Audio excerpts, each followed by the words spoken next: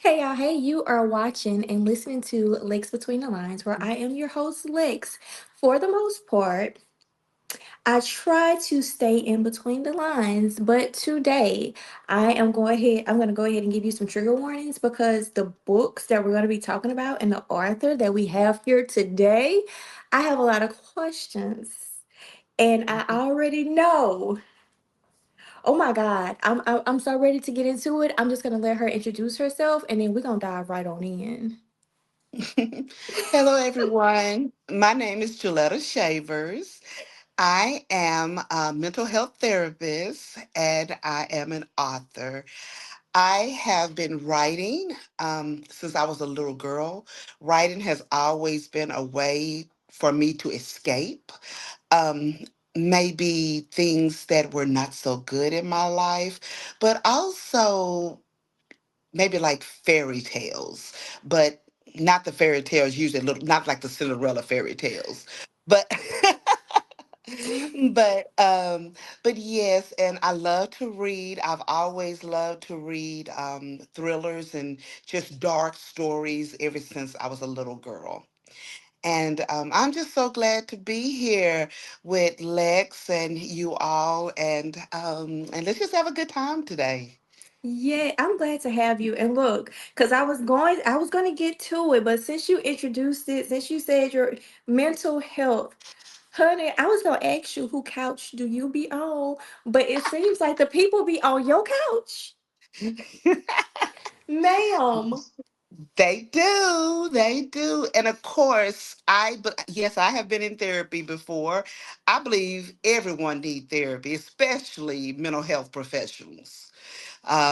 Because as we are trying to help others go through their journeys of Mhm. healing, a lot of times it can have some countertransference because some of the traumas that hit others has also happened in our lives as well. So we need an outlet also to be able to process without giving information, of course. We would never, ever divulge anyone's identity or anything like that. Right. But we have to have our safe space as well. Wow. Mm. And Honey, writing for me too, and majority of my writing, something has happened in my life to like influence it. that is one of my questions. Like, how has your real life experiences been incorporated, or have they been incorporated into any of your stories? This one specific, Dragged into Darkness. I read book one and then I finished book two. And so it wasn't until I got to the end and it gave your author's note and I seen mental health, and I said, how did she, I wonder if she weaved any of her experiences, because there is a lot going on. Okay. So with Michael's story, there's nothing of me in that story. Nothing at all. But with the first book, with Jasmine's story, and she was a mess. She was a mess. But some of the criminal things that she was doing as vengeance. The people that she hurt, they deserved to get what they were getting from her, the torture and everything. And so someone close to me was sexually assaulted.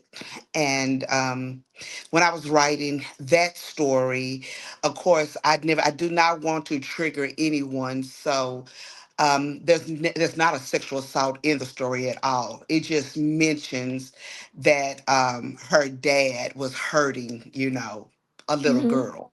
So she went after all the pedophiles, and that's what I want to do to the two people that hurt my daughter. I wish I could do the things that Jasmine were doing to those people, that she had them locked in cages and they knew they were going to die in 30 days, and the horrific death that she had for them. So yes, that was my way of getting all the anger and the hurt out for the person that was close to me. Was That there a was her significance with nickname. the 30 days that she kept? Because she only kept them for 30 days. Was there a significance with the 30 days? Was that they're like, where they knew they were doomed in 30 days, but was there like time for them to reflect? Like, what was the purpose of the 30 days instead of just go ahead and getting it over with? Just torture. The significance is just torture. The most calendar days are 30 days. So they know they have a calendar month to live. Now, whether they reflect on that, that's on them. Jasmine didn't care. Jasmine wanted them to be locked up, and they wasn't just locked up in cages. There were other things going on with them while they were in the cages as well. So she wanted them to suffer for 30 days. And when their 30 days were up, when they were killed in front of everybody so they could know what to expect when their 30 days are up. And that's their consequences for doing what they did to little children, being pedophiles. Oh, child. And the way that they were caught, they had once they swiped their license. Is that how she called all of them? Yes, so whenever they went into her restaurant, lounge, and little casino, everyone has to show their ID, whether you're drinking or not. You have to show your ID. And when you put your ID up under, I said show, you have to scan your ID. And when you put your ID under the scanner, if you have, if you like out on probation, or if you have a history, if you've been legally sentenced or anything like that that have to do with child sexual abuse, well, um, sexual assault, I'm sorry, it would flag it. And that's how she got you. She just didn't have men, she had women as well. Lord. And then we knew her mom was in the nursing home, But but we I can't say said, too much. right. Yeah. But I was looking for her like throughout the book. I don't know why I wanted more mama. Cause mama seemed like she was a G. Um, Mother, she was not really a heavy hitter in the book. I just mentioned her briefly because she came home and her Hmm. and Jasmine made the decision to sign the contract and everything together. And I just put the mother in there sparingly. Yes, but that part that you um, put in when she came in the room and the mom kind of knew her mannerisms and knew something was wrong, and just from that mhm, dialogue that she had with her, I was like, "What do mhm. I want more of, mom?" Like, mama seemed Yeah. like she was like like she ran stuff because she was like, "Don't tell me that you, So honey." the mother was running things, or helping her to run things, because the mother, knew about her illegal activities. The mother, until the mother started getting sick, and the mother, because the house that Erica lived in with all the rose bushes and things like that, that Hmm. was the mother's home. That was Jasmine. I mean, that was yeah, Jasmine's childhood home Jasmine's. and everything. But the mother couldn't continue living there, and the mother didn't want to live with Jasmine and her family, so she just went to a very nice assisted living, so not nursing home, but Assistant. assisted living facility. Yes, because nursing home, that's where the older people go with, honey. That's another okay. Hmm. So what drew you? So is this considered like a thriller, horror, or horror? How did you classify The this first one? one is a horror, but the second one, it's more of a psychological thriller because it has a manipulation from Mother in it and Michael, and it has like the supernatural horror aspects of it, but it scared. The first one scared so many people that a lot of people didn't finish reading it because they were afraid, like, of the horror, that I didn't want it to be as scary. I ain't gonna lie. It's a I was getting to that because, honey, when I tell you, I had to watch cartoon. You know how you watch movies, and then you have to. to focus on something else to get your mind off of that. Yeah. Baby, the So way I yeah. prayed, and then how I read at night because I work during the day, and so at Mm. night I stay up late reading and stuff, so I may go to bed at like 12 or 1 o'clock, and so by the time I would finish reading, I would be up looking crazy because, who child? I said, is this my first intro into like horror? Because I You was read horror clutching, before, haven't you? not like this. No. Okay. So this was like my first little. I guess this was my tiptoe, honey. I went and I go into books blind, so I didn't know Mhm. nothing about nothing. Mm. And so when I started reading it, I said, "Wait a minute now, what's going on here?" Yeah, it was crazy. Now, Michael, did I miss how did they interact? Because how did he come so obsessed? With Erica Yes. in one, And yeah, because it went he from one, and then that's how we got two, right? because he was mentioned in one. I mean, he started out just being creepy, trying to talk to her, asking her out, and things like that, and he wasn't her type. I mean, Erica was in her early 20s and he's in his early 30s. So he was too old for her. And Erica wasn't into white men. I mean, I'm sorry. I'm so sorry. Because Erica was white herself. I'm sorry. Erica was into a black man and she was in love with her boyfriend Drew, and she didn't really like Michael. So he was just obsessed with her, looking at her every move and, the way he was able to enter her house because he had binoculars looking at her whenever she come home, and he memorized her code, her door code to get in by looking through the binoculars. Yeah, he was it was a hot mess. Does Michael has have a diagnosis or anything? Like, does he have some? Oh, I did not think about it because he does see a therapist in book two, but I would say if Michael had a diagnosis, it would probably be depression because of his life, a I could see that. trauma from his life, and personality. I would say a personality. Disorder as well. But I'm not for sure what personality disorder I would put on Michael. Well, no, I wouldn't even say personality disorder, simply because Michael started changing throughout the book. And so, but definitely depression and trauma. And he was filled with hurt and anger, which led him to do a lot of the things that he did. And probably a few things was passed down from his mom too, huh? Oh, his mom's she had to be crazy. You hear more about her craziness in like a book coming in the future. But yeah, that mama is she's a lunatic. So did we just get a scoop that there's gonna be a book three? There will be a book three and there will be a book four, and that will be the end of the series.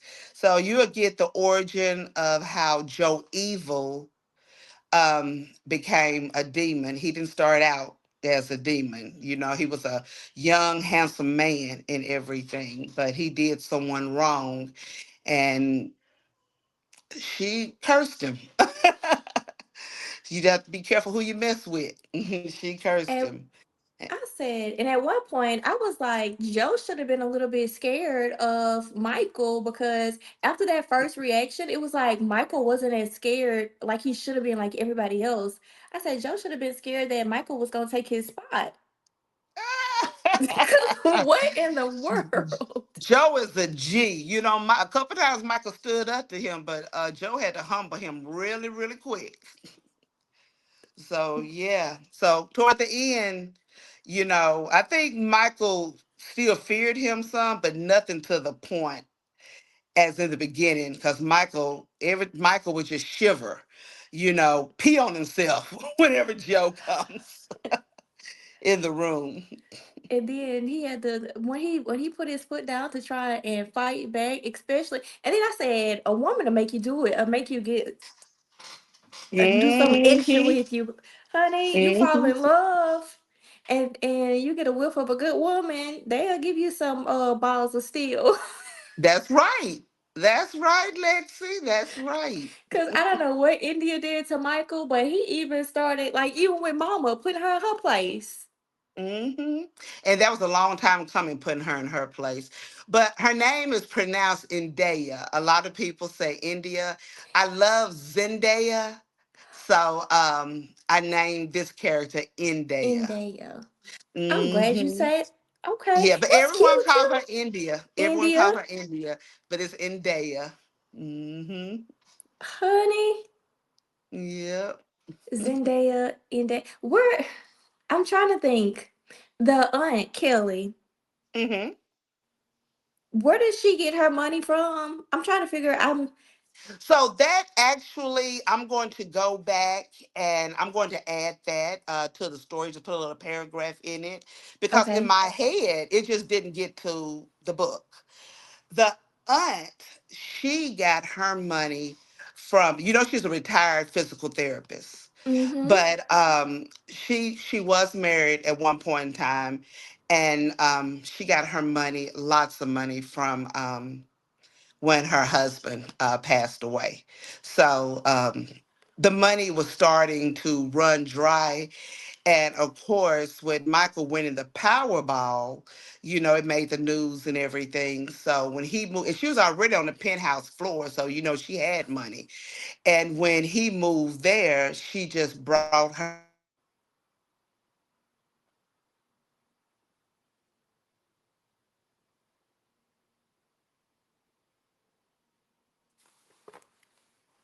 and time running the con and everything. But I'm actually going back in, and because that's kind of a plot hole. So I'm going back in, I'm fixing that. Okay. When did book one publish? October of 2025. October 2025. And then this Hmm. one, and then part two, book two came out this month on the 10th. Uh-huh. April 10th. Hmm. So we are an indie author. What made you go the indie author route?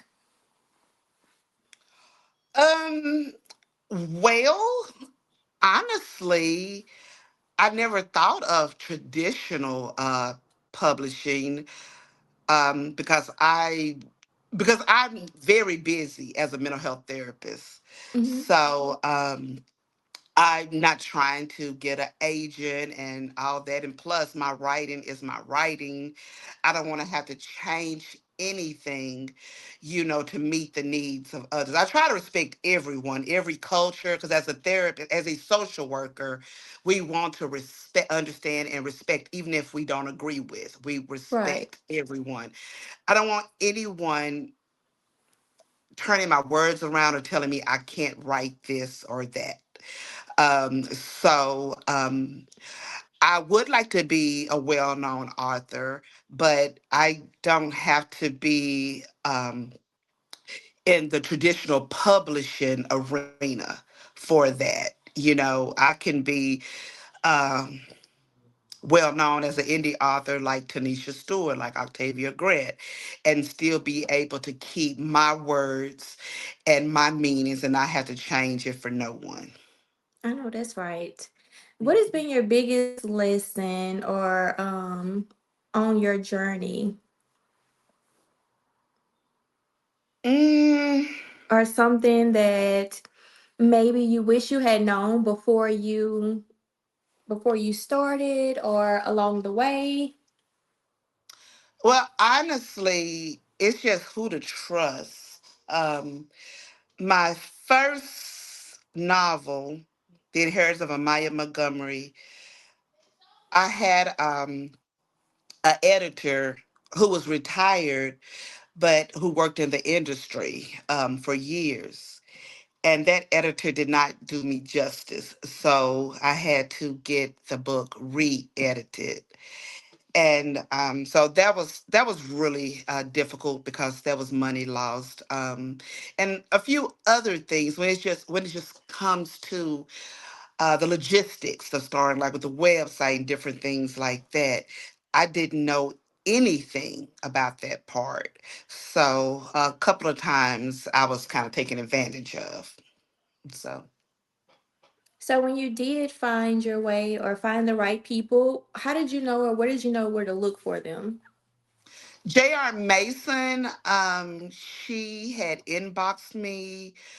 Um, she was doing, her and another lady, they used to do like a podcast. I think it was called the Lit Lounge. And she was looking for some therapists for a mental health month. I didn't make the cut because she never did ask me to do it. Uh, but we just started talking about other things. And then I was telling her about I don't even know how we came up on my website. And she was telling me, well, it really should be done like this.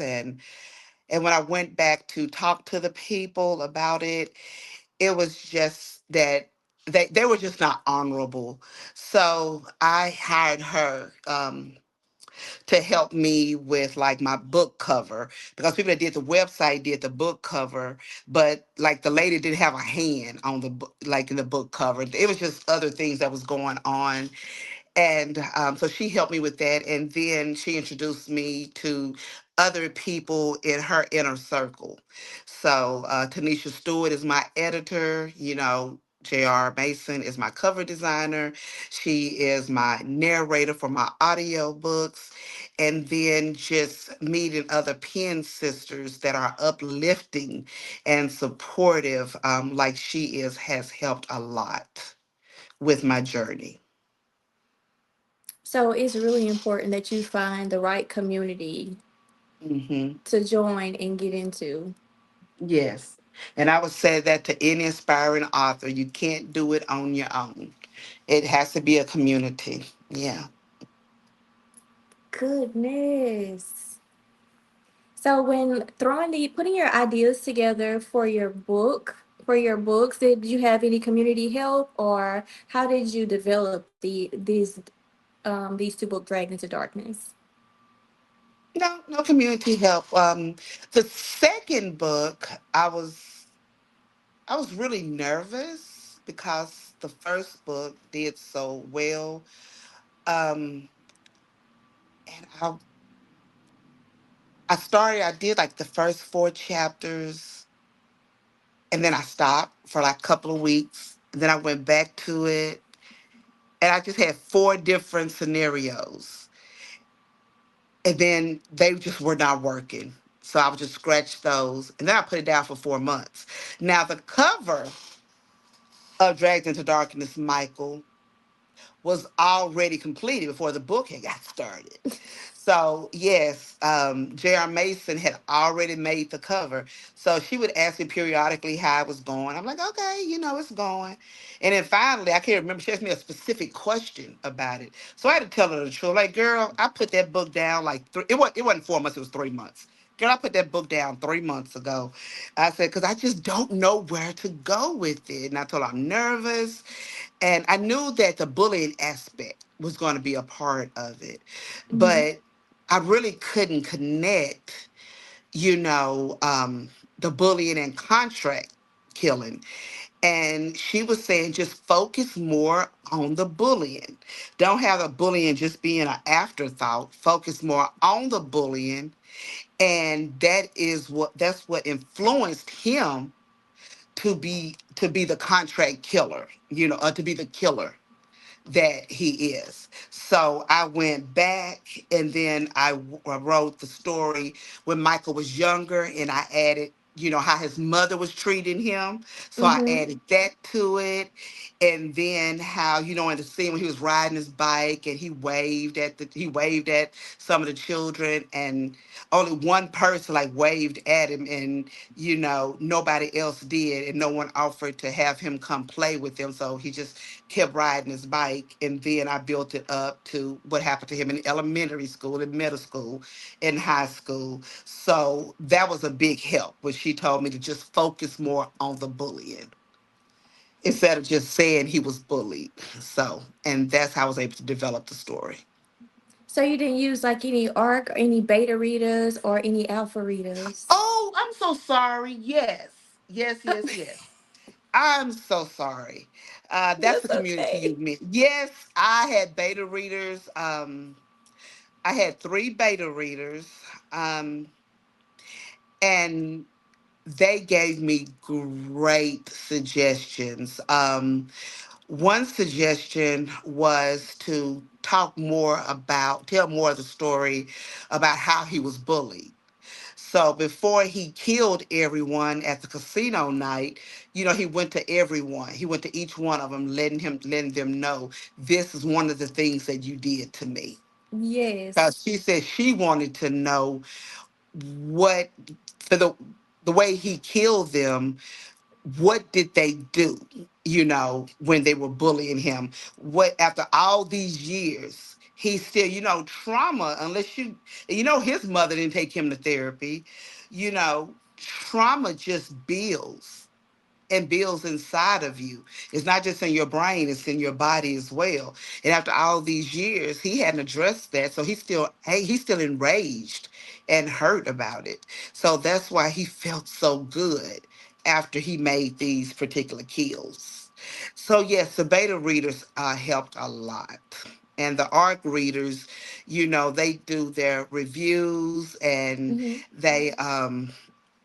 they give honest reviews, and I really appreciate that. They give honest reviews. They share it. They review on Goodreads and Amazon to help get the story out to other readers. Gotcha. So I really appreciate the beta readers and ARC readers more than I could even say. Now, I know you said book one, well, you said it, and I could tell too when reading it. Book one was a little bit more horror and scarier than the first book. Was there Hmm. any part in it that was hard to write? In book one, Uh-huh. Book two too, because there were some scenes I was just like, um, I can't think of anything that was difficult to write per se in book one, because in book one, especially with Erica, not Erica, I'm sorry, Jasmine, I was able to release a lot of rage that I have within.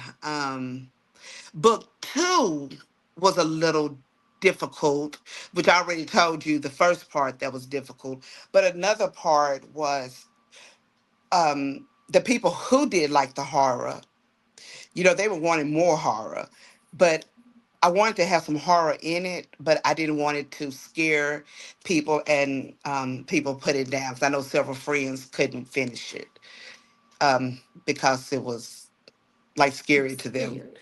Yeah, but Did it scare you at any point to where you had to put it down and be like, Lord, I scared myself? nope, What? no, no. I will say this: I was listening to some of the chapters that J.R. Mason sent to me in my car to approve them, and the background sound effects and everything that she had kind of like maybe jump a couple times, because she really brought that book to life.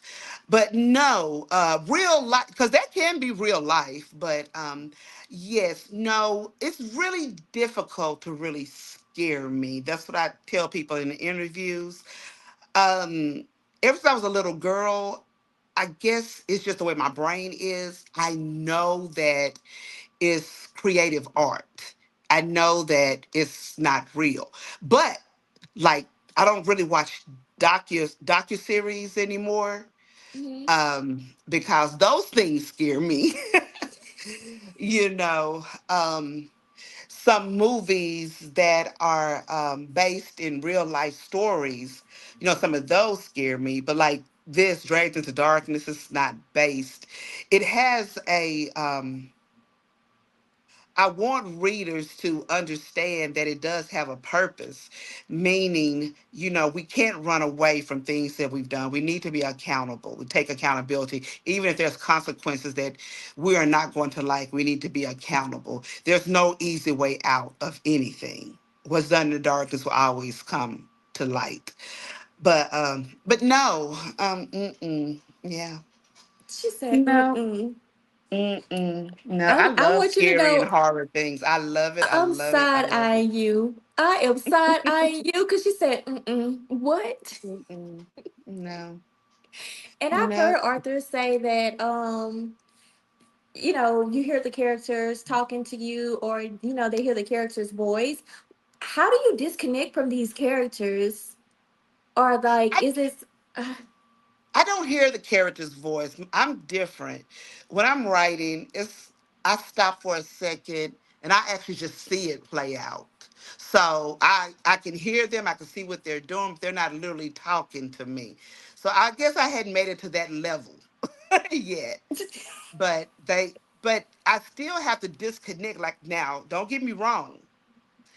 I said I'm not, it doesn't scare me or anything, but I do have in some instances, again with Jasmine and what she was doing to pedophiles, you know, it's going to bring up memories of my loved ones. So if I finish that story, I have to like decompress by doing a mindfulness exercise or focusing on like a funny TikTok video or a funny YouTube video or something like that. and I was So, just gonna say, you still say you have like two more books, so you can't fully like check out of it because you're still like it's still ongoing. mm-hmm. So, yeah, yep, it's Honey, still ongoing, but but I think the first book that was, if we have to talk about emotional responses, that's the one that I had a few emotional responses with. The second book, I laughed at a lot of my writing. Mother, oh my goodness. I just tried to make her as manipulative as possible. I was really trying. So you wrote the heck out of the mama story. Like I can't mhm. wait I'm honestly ready to read more about her. So her book will be the last book. It's going to be her and Joe Evil. Because I mean she's not a demon, but that woman's just as evil as Joe Evil. I see why he So picked her. Or that's why he I picked could. her. That's why he picked her. So when he had Michael sign that contract, he already had all that, planned out because he wanted to be, he had to marry someone that was more so, like him, so he can live, most days as a mortal person. But I mean, he's still going to be like a shifter. He's still going to be a part demon. So, because, it's part of his curse. But he can be human more so than being a demon. And he even So going to be bowing down to Mother because the way the book ended.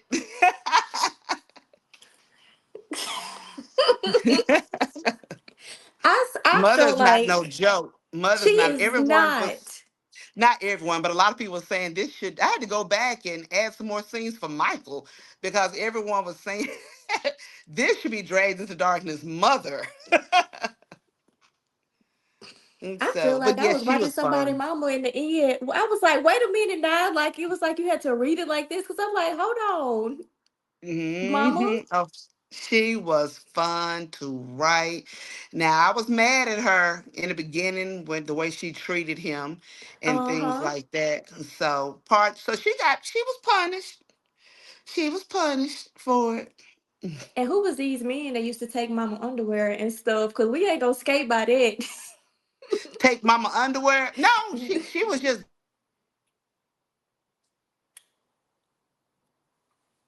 Oh Lord. We're gonna go on a commercial break and then we'll be right back. Alrighty, we are back from commercial. We are going to see when are the next books set to come out. When should we expect book three? so book three, which will be the origin of Jovial, it will come out in about a year and a half. Okay, a year and a And half. so, Oh my mhm. God, we gotta wait a year and a half. And so you said, oh my God. And then Mama Book is going to come out after, before we went on commercial, we were talking about Mom's book. And Hmm. so that one is going to come out after the year and a half, after the book four. And that'll be the Yeah, conclusion of the. it'll be the conclusion. Yes. I tried to get it out in a year. I have four other books in front of this one. And then, of course, working and writing and then reading and trying to do reviews for other authors and things like Mhm. that, it just kind of cuts down. I wish I was an author that can drop a book every month or two, but I'm going to try my best to get that way. A year and a half is a very long time for the next book to come out, and this one has momentum. So I think after I finish the three books that I'm going to be working on, I think I'll go Mhm. ahead on and start Dragged into Darkness 3. So maybe I can get it out by Halloween next year. So So that's what my should we hopes now. read in between time while we're waiting? Which books of yours should we read? Okay, so I still have a small catalog. So it'll be 2 years this September Mm-hmm. that I've been published. So I also have my debut novel, The Inheritance of Maya Montgomery. And that's the novel where I had to get it edited twice. So you can actually see the development in my writing. I've been writing all my life, but some of the writing in Amaya, it talks like a therapist, where not all of it's still a good book, but in Mm-hmm. certain conversations, it's almost like it's not a natural flow of conversation. I can tell you like three Got you. conversations where it's doing so much explaining when you don't really need that in a book.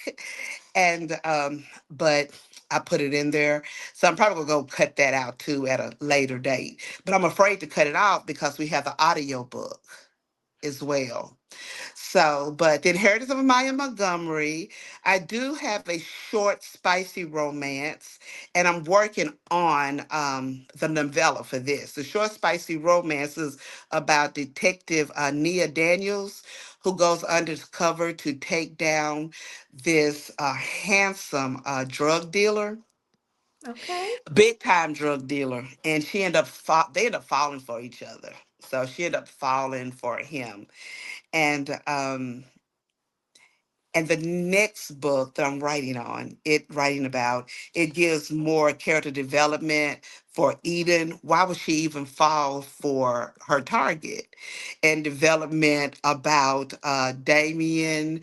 Like, is it really just a bad boy? Is it more to him that others don't know?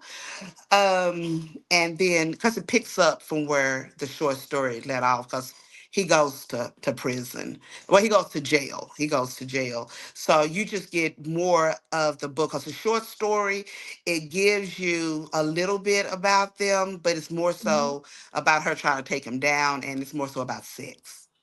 So the next would be a spicy romance We get a little suspense. erotica. Yeah, Okay.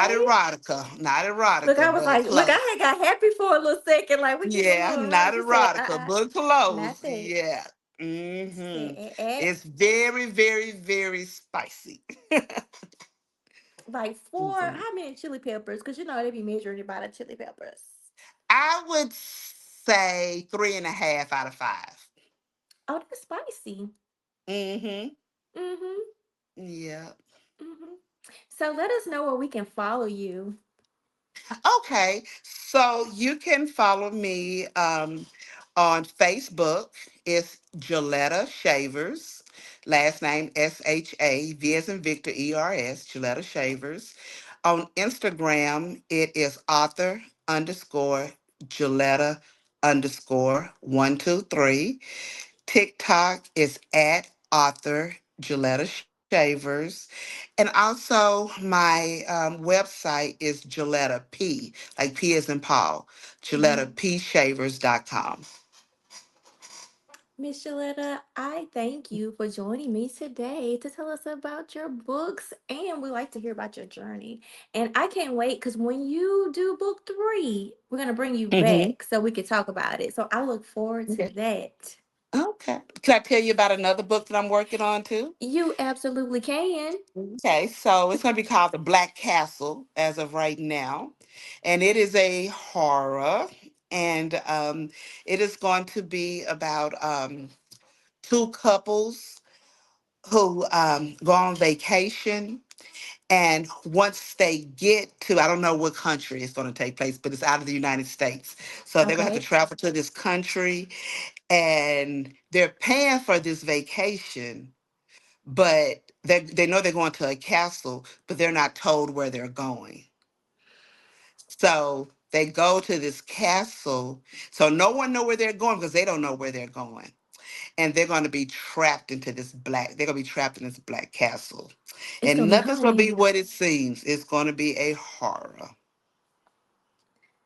Yo, but I was It's just gonna when you said it was gonna be horror, I'm like, your horror is scary. because I don't like going to the movies and people like it's a horror. I'm just sitting looking. And all these other people jumping. I'm like, okay, I'm ready to jump now. But I have been to movies where I have jumped. So, but I like to jump. If I'm gonna write a horror story, it's gonna be horrific. Is this one of the ones that you're working on? I haven't started now. I just have the name and the scene because a lot of times stories come to me. Mm-hmm. It's just out of nowhere. So I just start dotting some things down. So this will be the third one. And I'm thinking I was one that I am working on now. It's more of a suspense. I was going to actually drop it at License to Thrill in October, but um, I might try to stop doing that one and start working on Black Castle. So I'm not sure yet, I'm ready to read but Black Castle. yeah. And that's what I'm thinking. On the heels of Dragged into Darkness, maybe I should do Black Castle. So I'm not sure yet. But yeah, Honey, well, I but sure do thank you so thank much for you. having me. Uh, And look, and I'll Thank you. actually see you at License to Thrill. Yay! Let's see. All So, right. mhm. So I will see you at Okay. License to Thrill, and you enjoy the rest of your day, beautiful. You too. Thank you so much for having me. Have a good evening. Thank you. You All too. right. Bye. Bye.